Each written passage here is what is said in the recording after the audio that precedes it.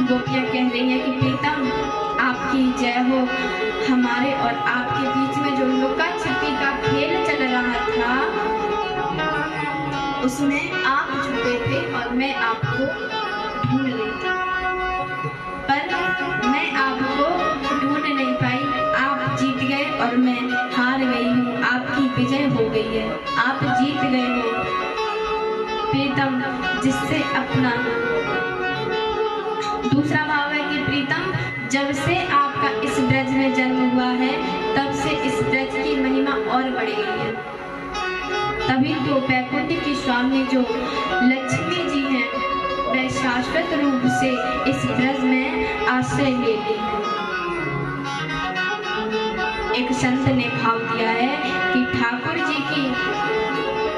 ठाकुर जी का ब्रज में जन्म हुआ इसलिए ब्रज की महिमा नहीं बढ़ी, अपितु ब्रज में जन्म लेने से ठाकुर जी की महिमा बढ़ी है।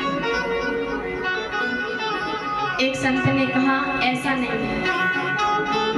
गोपियां कह रही हैं कि ना तो आपके जन्म से ब्रज की महिमा बढ़ी है और ना ही ब्रज में आपके जन्म लेने से महिमा बढ़ी है, अपितु ब्रज में हमारा जन्म हुआ तो इससे आपकी भी और ब्रज की भी महिमा बढ़ी है।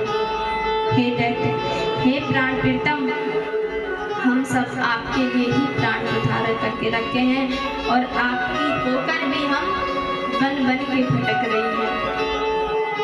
क्या आपको हमारी ये दशा दिखाई नहीं देती?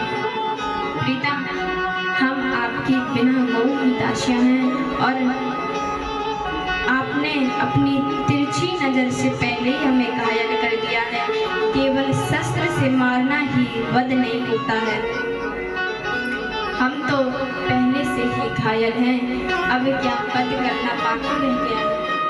यदि यही तुमको दिखाना था तो इतने संकट आए थे उन्हीं में मर जाने देते तो कम से कम ये दिन तो नहीं देखने को मिलता। मानो ठाकुर जी कह रहे कि अभी क्या हुआ, अभी मर जाओ। गोपियां कह रही हैं हम मर तो जाएं पर ये आपकी जो कथा है वह हमें मरने नहीं देती है। गोपियां कह रही हैं प्रीतम, यह जो आपकी कथा है त्रिपाद को संतृप्त जीव के लिए अमृत के समान है। यही कारण है कि बड़े बड़े शिव शनकादिक ब्रह्मादिक भगवान भगवत प्राप्त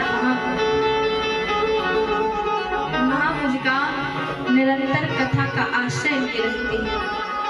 उनका तो केवल कथा मात्र जीवन है और यह जो आपकी